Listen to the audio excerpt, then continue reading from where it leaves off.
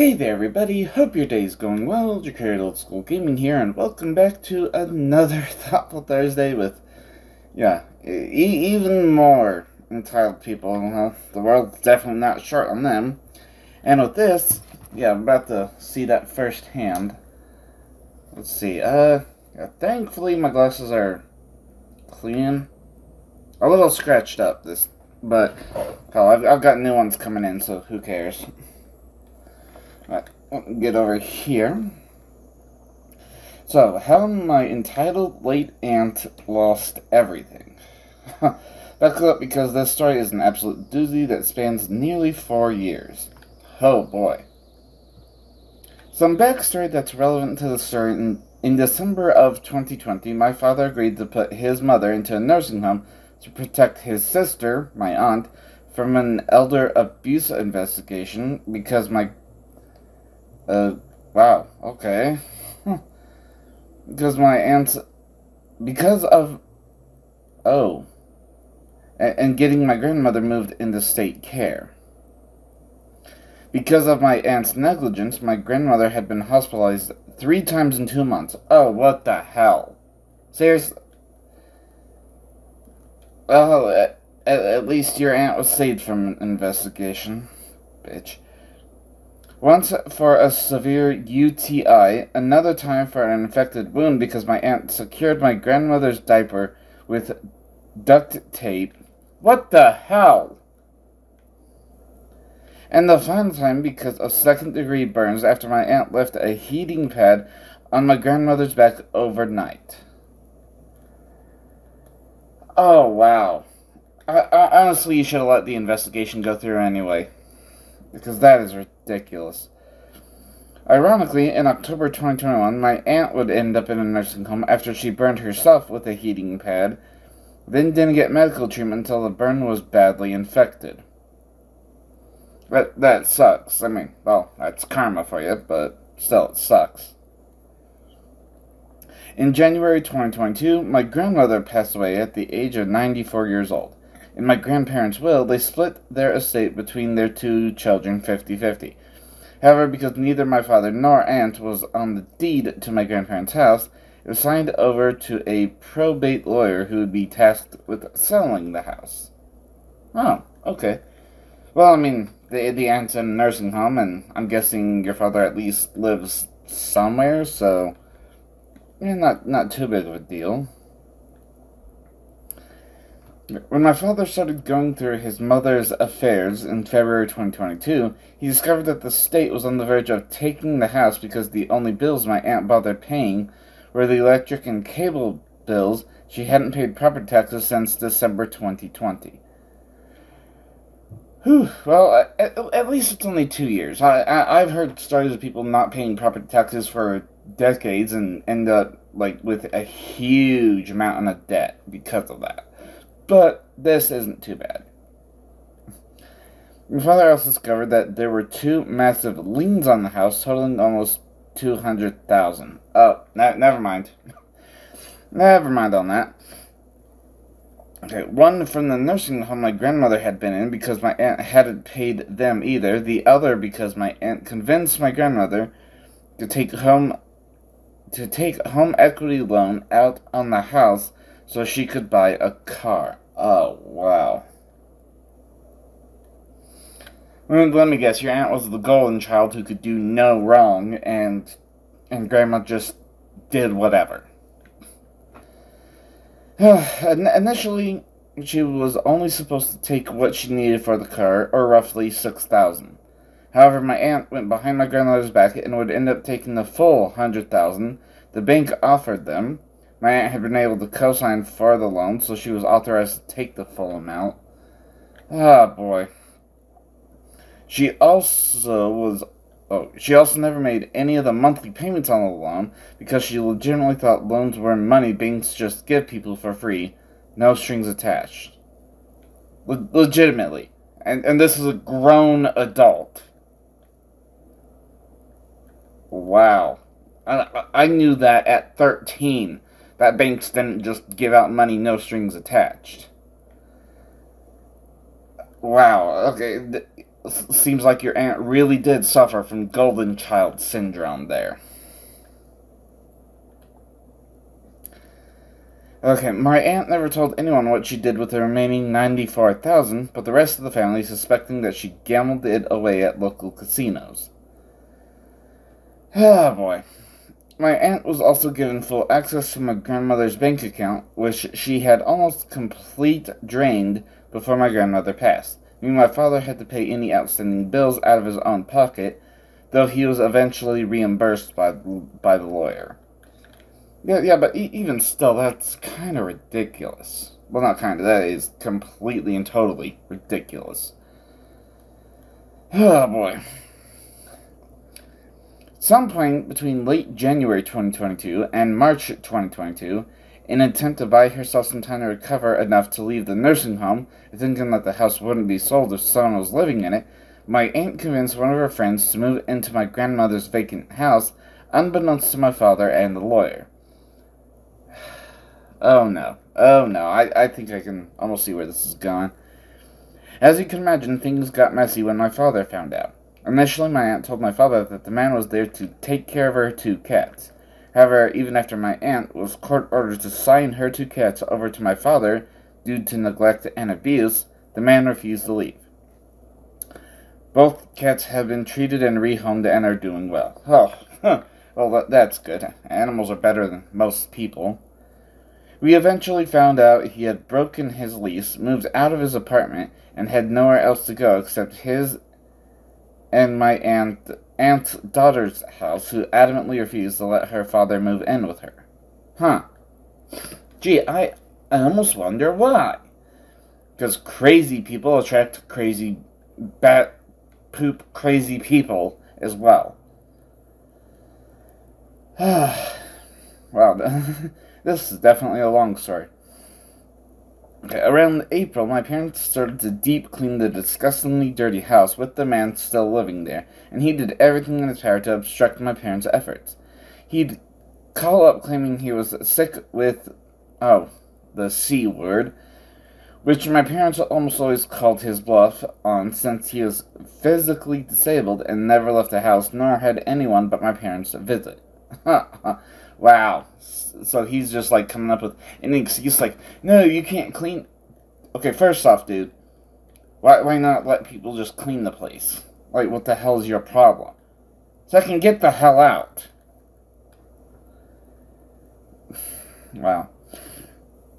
One day he told my mother, well, Sharon, entitled aunt, said we'd be able to live here forever and that my father didn't have the balls to kick me out. Well, my mom told my father what had been said, and the very next day my father gave the man an ultimatum. My father told the man, either you leave on your own by May 1st, or I'll have you evicted. The man chose the eviction route because my aunt told him they can't legally evict a disabled person. Oh boy. Yeah, they can. I mean, it would take a while going through the court process, but they absolutely can evict anyone. Well, provided there's, provided there's a, probable cause, I guess, to evict someone, or... That's not the right term. I don't know the term I'm looking for, but as long as there is an actual reason to evict someone, yeah, anyone can be evicted. And he believed her, of course. He ended up having to move in with his daughter, who's no longer speaking to my aunt because my aunt has ruined that woman's livelihood on multiple occasions, but that's a whole other story. Well, at least it sounds like the daughter didn't go down the same path, at least. However, before he left the house, per my aunt's orders, he stole several valuable pieces of jewelry, including a box of rings that had been willed to her cousins. We were able to get the stolen jewelry back in late 2023 after the probate lawyer had to send police to retrieve it, which is another doozy of a story. I can imagine. God damn. Okay. Because of the whole squatter incident, we missed a massive housing boom, where houses were selling for significantly more than what they were worth, and a house was put on the market during a slump, and the house was sold for almost $150,000 less than what it was worth. hell, rent to me. I'll treat it well, and I'll keep it clean. I mean, I honestly don't know how well the lawn will be maintained, just because, well, I'll do my best, but I'm not Hank Hill. And also, I have actually a pretty decent allergy to freshly cut grass, so I don't know. Honestly, I might hire an outside company to take care of the lawn, but that's just me. And anyway. And it led to another lengthy legal battle with my aunt because she refused to sell or throw out any of her furniture, in another attempt to buy enough time to leave the nursing home, until she was court-ordered to do so. Given what the house sold for, and deducting the lien from the home equity loan, the lien the nursing home put on the house had been dismissed by a judge, the end that my father ended up with just under $60,000, while my aunt ended up with just under $50,000. My aunt got less because the probate lawyer charged her more than he charged my father, because she was the one who had drawn things out for so long. Around that time, my aunt had been deemed unfit to make decisions for herself by a judge and several of her doctors, and ended up signing her half of the inheritance to my father to avoid losing it to the nursing home she was in. This is some just karma. My aunt passed away on August 1st at the age of 68 from multi-organ failure caused by years of heavy smoking, ignoring her diabetes, and refusing to consent to surgery that would have likely saved her life. Yeah, I'm glad I quit smoking. Let's see, diabetes, I don't have to worry about that, thankfully. In fact, the last time I got a physical, just, 5-6 months ago or so, I was tested, and hey, you're not diabetic or even pre-diabetic, so yay me.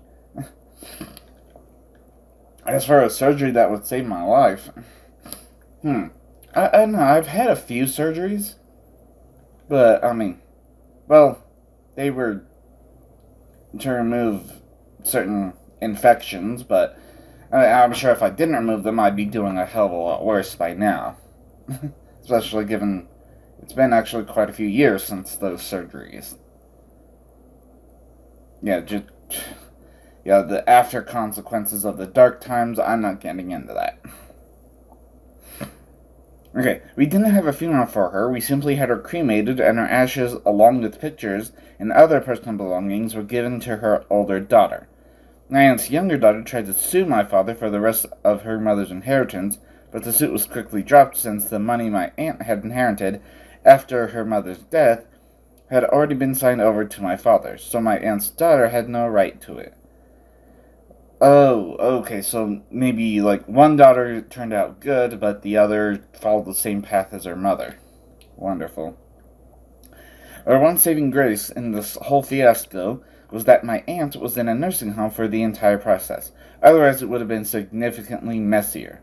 There's a lot I didn't go into for the sake of not typing out an almost literal novel, but I'll gladly elaborate on anything I can. Thanks for reading. Wow.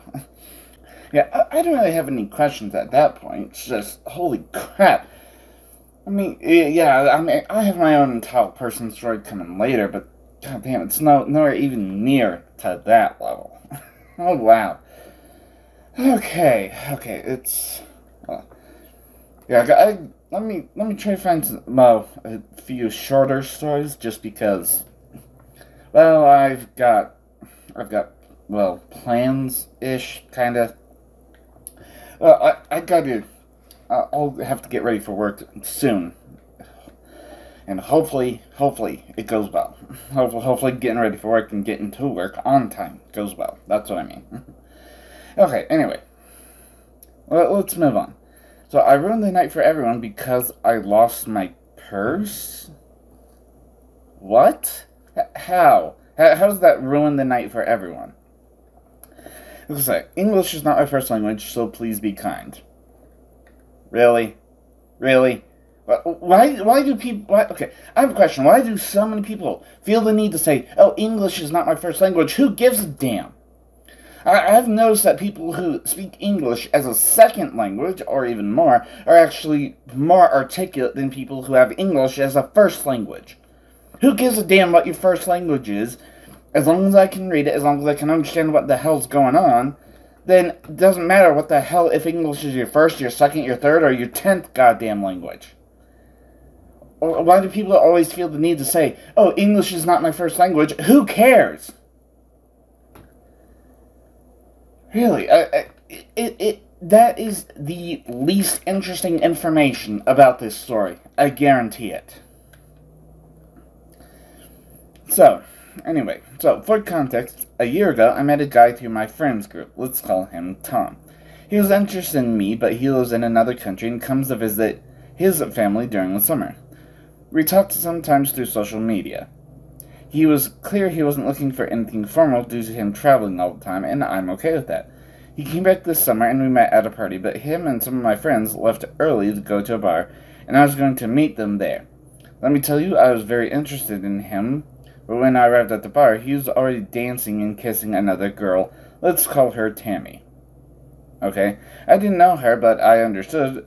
At the end, we are barely friends with him. So I stepped aside and let them have their night. Tammy was very kind at night, and we even met another party. Now to the incident.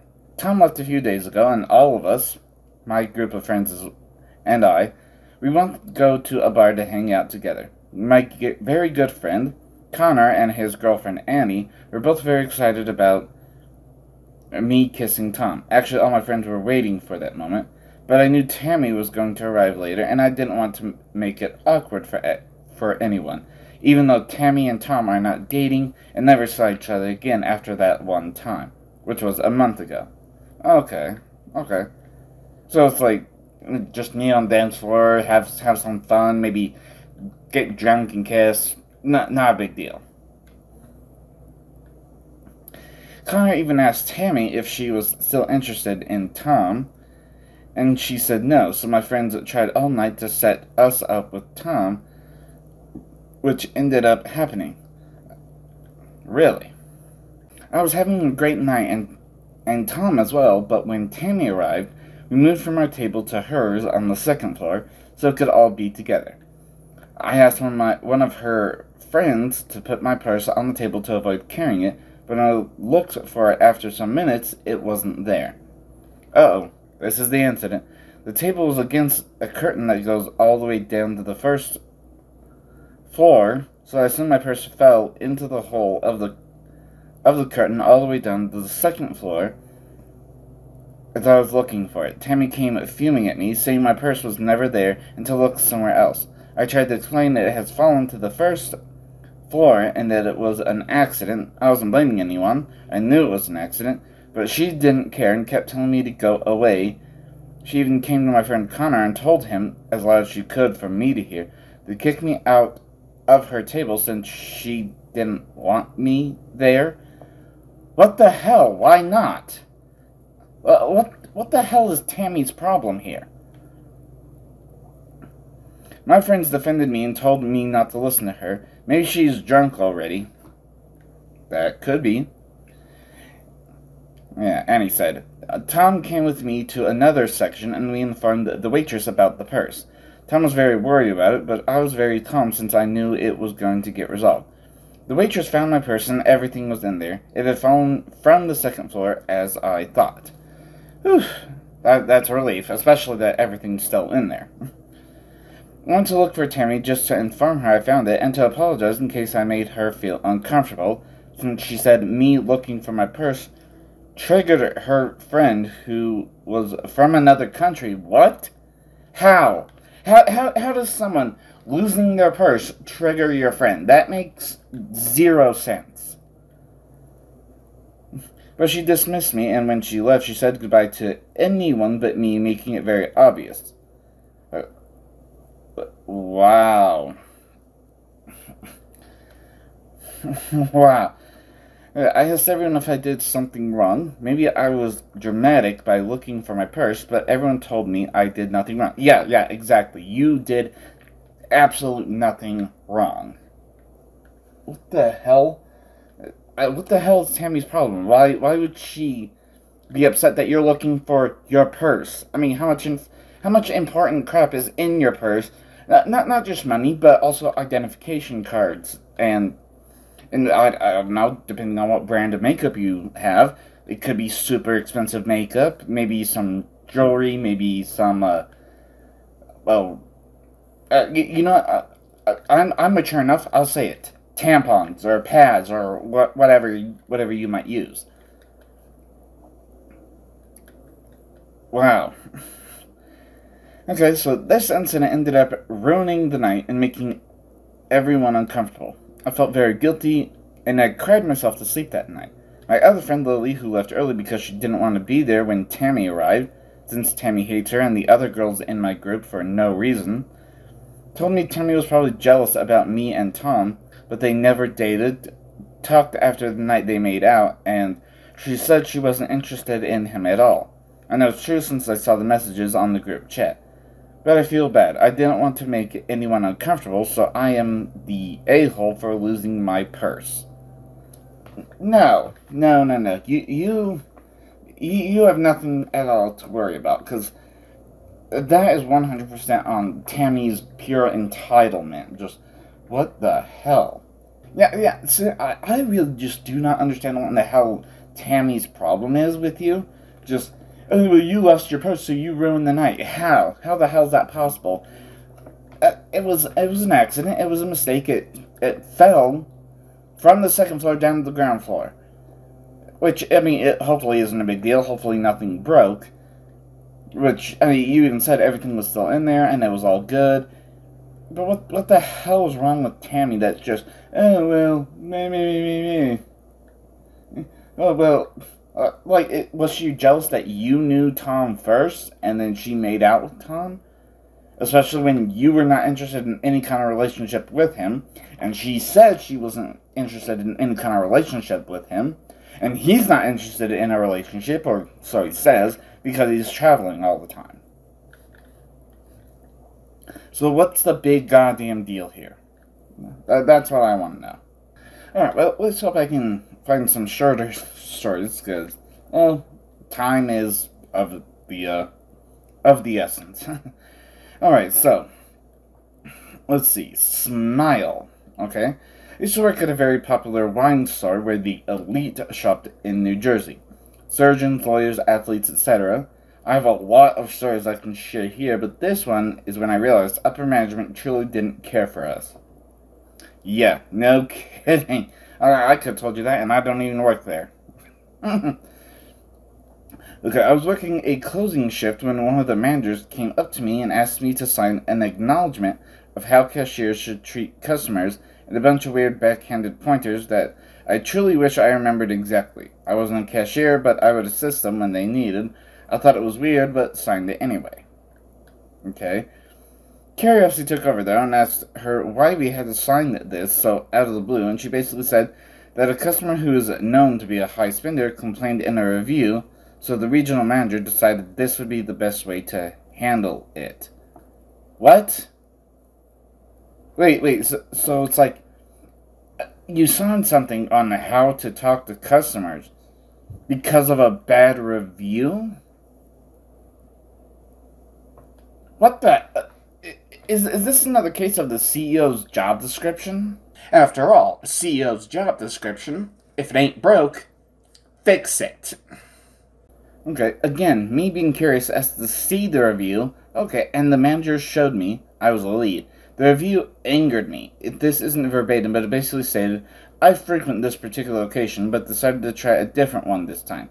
When I went up to the cashier, they told me hello in a dirty tone, did not look me in the eye, or ask me about my day. It is not my fault that your cashiers don't make enough to be happy, but as a high-paying customer, I deserve a certain level of service. Are you kidding me? God damn, the entitlement of some people. I've read a number of reviews where it's just like, wow, how ungodly entitled can you possibly be? Sorry, but you are not the center of the universe, okay? Okay, he continued on to say how the other location is so much better and cashiers seem more joyful, yada yada. Uh, yeah. I don't like. I don't like the one time I had an interaction here because I probably misinterpreted what was going on. So I'm leaving a bad review. Screw off. After reading that, I felt. After reading that, I truly felt disgusted with the regional manager, disgusted with the owner, and disgusted with our general manager for making us sign something like that after a customer degraded my coworkers and I like that. He's right, though, for the amount of work and the amount of pretentious lower half hole customers we had to deal with. That job did not pay us enough to ask every single person how their day has been. Right? Right. Okay, I've been to, a few, well, most of the time I just go to the grocery store. Just because, that's all I need. But every now and again I'll go to, some, specialty store, Hello Retro Game Shop. Well, okay, the people there are always very friendly and nice. I should leave a good review for them at some point. But the point I'm making here is that I don't expect them to immediately jump at attention as soon as I walk in the door and ask me, "Oh, hey, how's your day going? What are you looking for? Let me bend over backwards to get you what you want." No. When I walk in, maybe I'm looking specifically for something, and I'll ask them, "Hey, do you have this?" Whether it's a game or an accessory or something. Wow. This is just kind of ridiculous. Okay. Now, okay, let's see. Yeah, I can do a couple more stories. So, that was some amazing Godiva chocolate. Okay. Back in college, I was in a friend group with two girls, Sally and Greta. Sally and I were the kind of polar ends of our friend circle, so we only really hung out in a larger group. But Greta was close with us both. After graduation, Greta moved to New York, and Sally and I both ended up in Boston. Being in the same city, we hung out a few times one-on-one, but our friendship never really grew closer. No biggie. We both had our own lives. Now, fair enough. I mean, yeah, you could be the best of friends, but it's just, hey, I've got my own life. We can't just be hanging out all day, every day, non-stop. A year later, I got an amazing opportunity for a job in London. Ooh.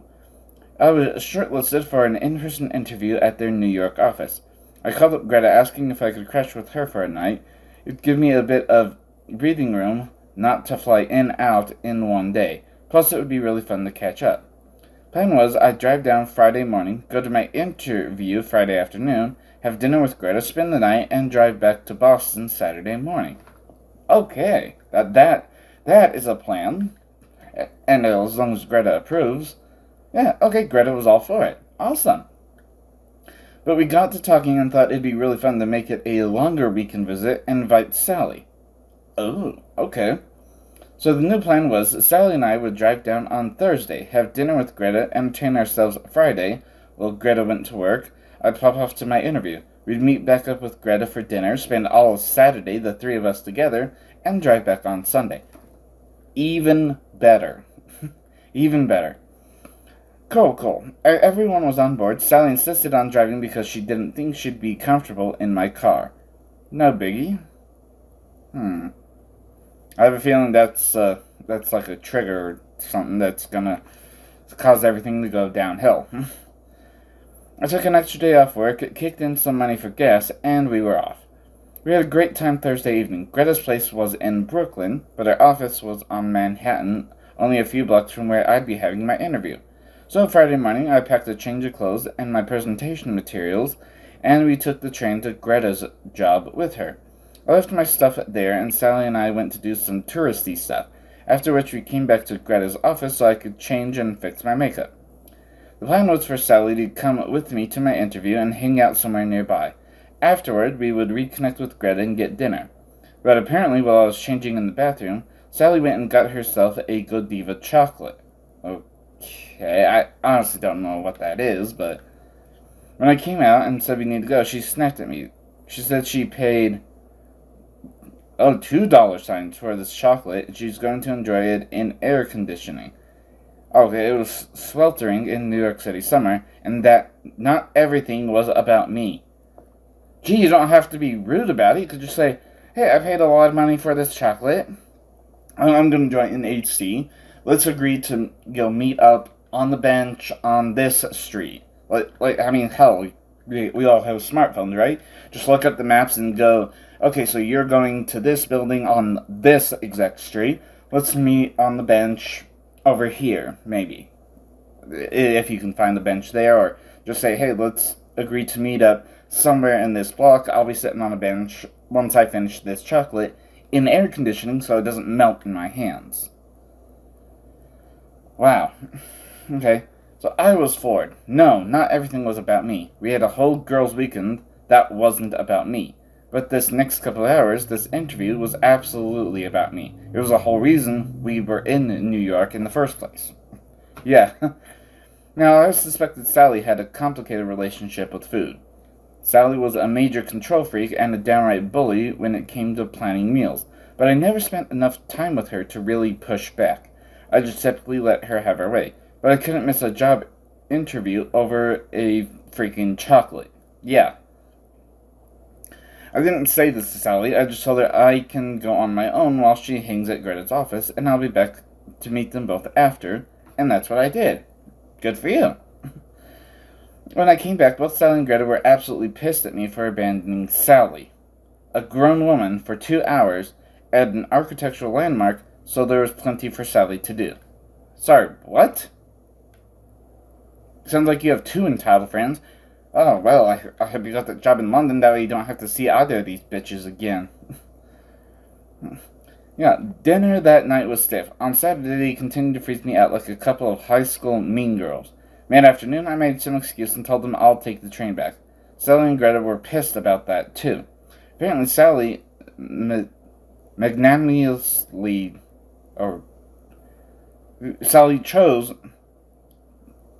drove me to New York, but when I got done with my stuff, I selfishly left her to drive back alone.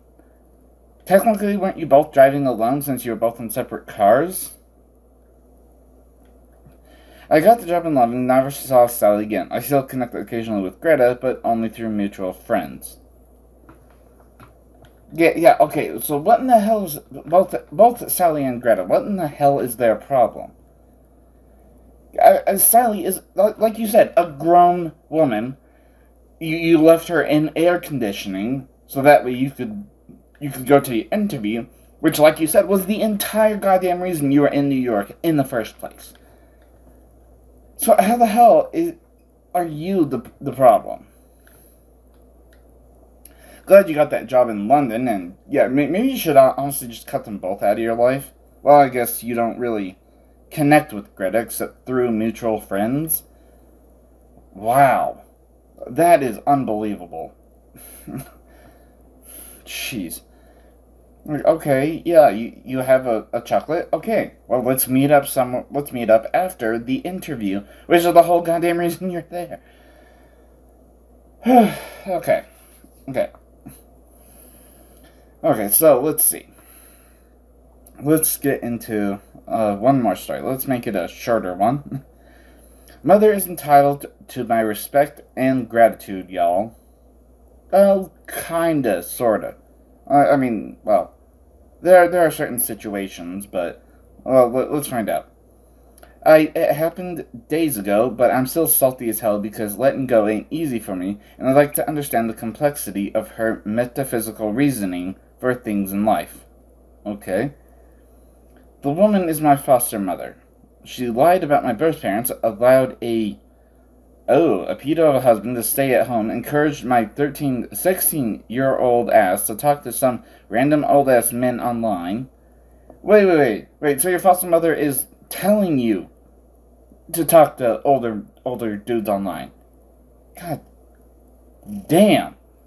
I mean, my mother always told me, hey, be careful, don't talk to strangers online. Well, as I was a kid, but now it's like, oh, hey, now say talk to strangers online and get naked with them.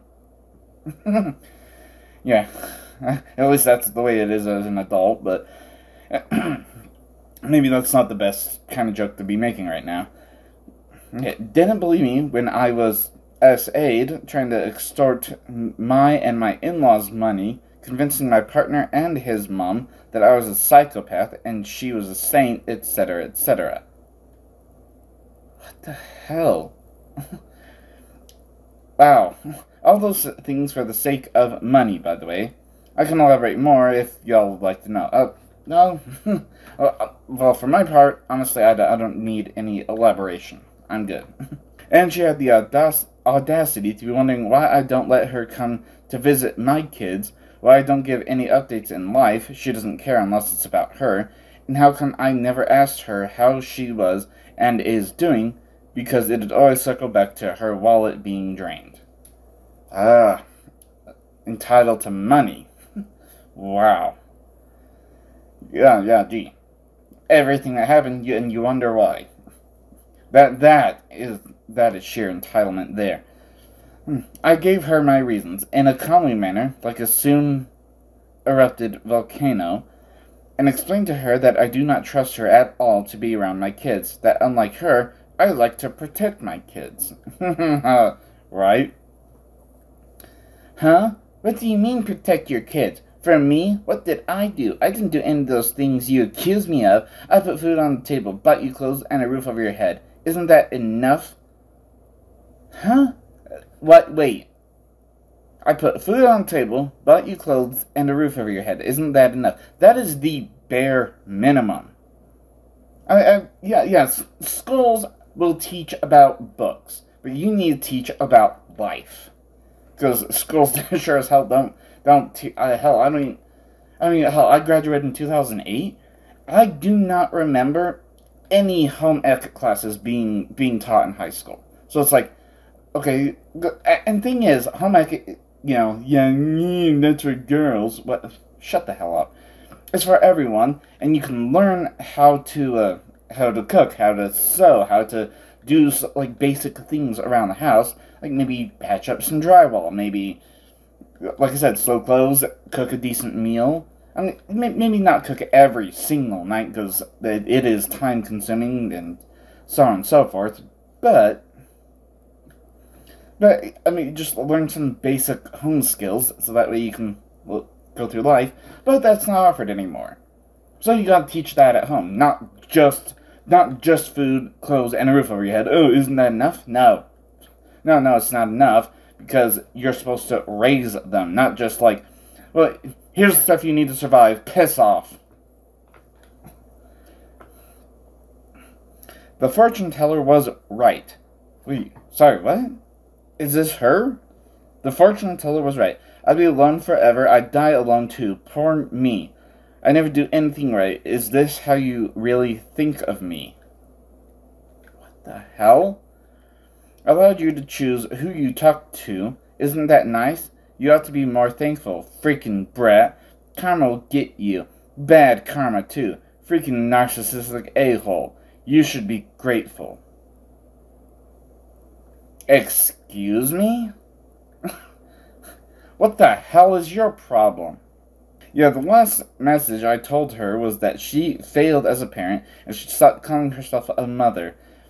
Everyone knows I'm always thankful and grateful for things and the people in my life, but she doesn't see that because I don't allow her to be in my life at all. Am I in the wrong here, then?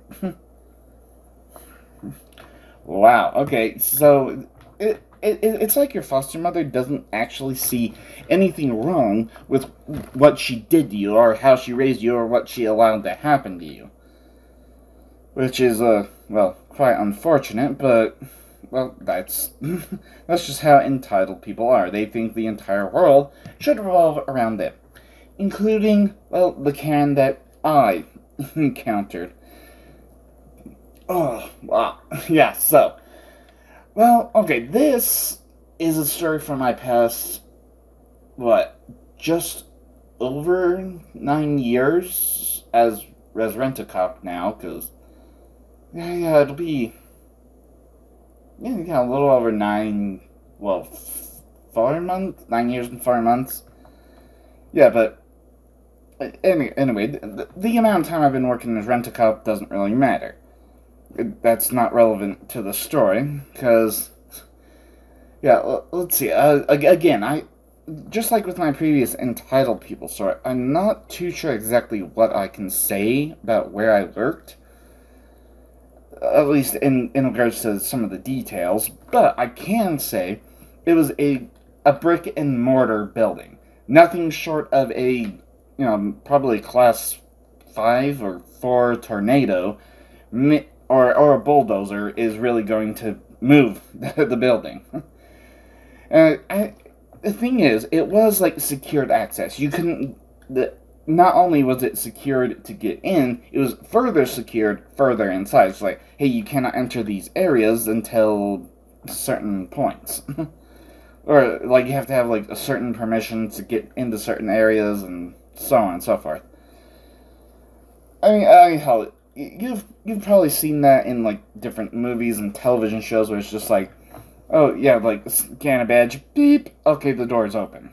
So where I worked, there was, like two doors on the front of the building. One was employees only, the other was, like, visitors, and it didn't require, like, a badge access. It was just like, oh, hey, it's open, but it was only open during, like, the HR hours. So the typical 9 to 5, just, oh, hey, people might come in for an interview, background check, maybe a pre-employment screening test or something, whatever the hell the different HR companies and whatnot do. But after hours, well, it was locked, so no one could come in. Period. Now, but apparently at some point, like before I even started working in that building, there was a remodel of the entry area. So it used to be that, still the two doors, that much didn't change before and after remodel. That didn't change. It'd be like, okay, the employees would scan in the secure side, then visitors would come in the unlocked door, check in with security, and then go. No, not a big deal. And it would mainly be like, visitors, like maybe a lunch with a family or partners or whomever. Basically, those people would check in, say hi, like sign in real quick, and then go have lunch with their family. However, after the remodel, there was a wall dividing, like almost in between the two doors, just dividing the two areas, like, oh, employee only area and visitor area. A wall from ceiling to floor with a door in the middle. But before getting through that door, not only did someone first off have to have some kind of boss's approval, also they would have to be escorted by whoever gave them approval. And naturally, not everyone got approval to go through the door, which made some people angry, but it's just, what the hell do you expect me to do? The whole remodel of the entry area happened a few weeks before I even showed up to start learning and figure out, like, what's what and like, what the keys are, what the different sign-in sheets are, how to use different computer systems, so on and so forth. Now, I have no clue as to why the remodel was done that separated the two areas, but if I had to guess, someone abused the privilege. Like, maybe someone walked in, just walked right past security without giving a damn at all, and then caused a huge commotion, and hell, maybe they were, like, violating a restraining order or something like that, so the bosses just went, you know what, screw it, separate the areas, everyone has to have approval before coming through. And that's just the rule now, because, hell, most warning labels are written in the blood of idiots who just lack common sense. So there was one evening, so obviously after HR hours, and the visitor's door is locked. But I get informed by one of the employees that, oh, hey, someone's out there just, like, trying to, like, look in the windows. And, of course, like, the way the tent is and the way the lights shine, I can't see outside. I can see, like, certain cameras, but there was plenty of maybe there still is blind spots, still are blind spots. Who the hell knows, technically I don't work that building anymore. But that's not important. So, like I said, someone informs me that, hey, there's someone outside, they're, like, looking through the windows, and I'm just, oh, okay, let me step outside and see if I can't help them, because I mean, hell, if you're here to try an interview, or, well, first off, if you're trying to get a job, you got a giant sign on the front of the building that says, go to the website, apply online. Nowhere does it say apply in person yet. Oh dear God, I had so many people walking in. Hey, are you guys hiring? How do I apply? I don't know, maybe if you pull your head out of your ass, read the goddamn sign that says apply online. Or maybe that's just me. Maybe I'm the only one with my head far enough out of my ass to actually read something. Okay, calm down. Calm down. Yeah, so, anyway, as I said, I step outside to, like, just, oh, hey, can I help you? Excuse me, is there any way you can let me inside? I just want to be in there for a little while and talk to some people. Oh, no, sorry, I can't do... This new policy is just complete and total crap. I can't even go in there and talk to my friends who still work there. In fact, one of my friends who used to work here recently passed away, and I didn't even find out until 2 weeks after the funeral. And then the typical Karen huffing and puffing storming away. Meanwhile, I didn't get to finish my sentence or respond in any way. I'm still there just, I beg your pardon? Okay, first and foremost, with that kind of an attitude, no wonder you weren't invited to the funeral. No one wanted you there. Now, it is true that someone had recently passed away. I mean, hell, when I was starting there, it was recent enough that, like, during my 1 or 2 days of training, I forget exactly how long the training for that particular location was, but for the first 1 or 2 days that I was there, people were still talking about the funeral and what had happened, like, well, not exactly what had happened, but they were, the funeral itself was still a topic of conversation for the person who passed away. But as for Karen, you're gonna sit there and bitch at me for things that are 10 billion% out of my control? You know, if you want to connect to someone and you want to talk, they have this brand new invention to help with that. It's called a telephone. When you input digits in a certain number of digits in a certain order, you can connect to someone nearly instantly. I mean, like, if you're, like, standing, like, 20 feet away from each other trying to talk on the phone, like, you can hear them speak about, like, a half a second after you see their mouth move.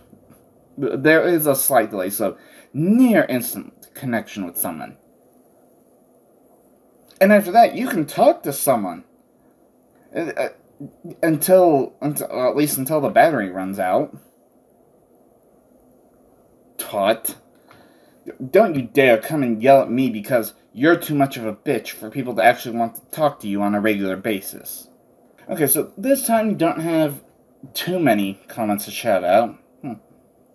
Again, that kind of seems to be a pattern. It's just like, here's a whole bunch, here's very few, here's a whole bunch, here's very few. Anyway, so let's start off, let's see. Right, I remember shouting that out last Thoughtful Thursday. So, okay, here we are. So we're starting off, again, with Frizetti. Let's see, this time on, Pokemon First Gen episode 59, Escaping Pokemon Mansion. Frizetti just says, another amazing episode. Oh, thank you for that. Then, Frizetti, once again, on Pokemon First Gen episode 58, the Pokemon Mansion Inhabitants, saying, love it. Oh, hey, glad to hear it. Then, let's see, really, it was, about a day after uploading. The first time commenting is Chad Warden Ballin. What was it? Wild Wednesday 27, Pokemon Theory Ashes Come Off by Proto Mario. Chad just says, great insight, subbed. Oh, hey, well, welcome aboard. We're glad to have you here, and, well, hope you stick around for a while, because, well, at least I'm not short on theories, for now. Then, let's see, we got, another comment from Chad Warden Ballin, This time on Pokemon First Gen, episode 62, Single Stage Pokemon in Action. Just a real quick, sup, bro? Oh, no, not much. Hopefully by the end of, well, wait, no, okay, so I'm recording this in September. Hopefully by the end of September I'll have more of the Secret 6 game done and more stuff there, so that way I'm not struggling. Because, yeah, at this point I have about less than 6 months to try and complete the Secret 6 game, get the massive project for Intermediary Vlog 5 done, because by the end of February, First Gen Pokemon's going to end, and Morrowind's going to start. And I've said it before, if I have to change what I want to do for Intermediary Vlog 5, I will, but I want to get what I want for Intermediary Vlog 5. Yeah, anyway, hopefully that'll be done, and regardless, I'll still reveal what the Secret 6 game, well, either was or still will be by the time Intermediary Vlog 5 comes around. Yeah. Anyway, I'm rambling, so let me move on. Yeah, because, well, we have someone else, first time commenting, just to handle H. Sandman, on, yeah, Pokemon First Gen, episode 62, Single Stage Pokemon in Action. H. Sandman says, hello there. Well, hello, H. Sandman. Thank you for the comment, thank you for the interaction. And, yeah, like I said, not too many comments this time, that's it for now. So, yeah, honestly, I don't really have any more entitled people stories of my own to tell. I think I can come up with at least one more tale from retail. Yeah, for the month of November. Yeah, hopefully things go well, and hopefully it doesn't take too long. Blah blah blah. Okay, well, let me wrap this up before I just ramble on and on about nothing. So, if you have any idea for a Thoughtful Thursday, put it in the comment section down below. I'll give it a quick look, and, well, I'll probably do a Thoughtful Thursday on it sometime in the future. I just don't know when. I will see you there. Thank you all so much for watching. Don't forget to smash that like button, subscribe if you haven't, hit the bell so you can always be notified whenever I upload another video, and, of course, have fun.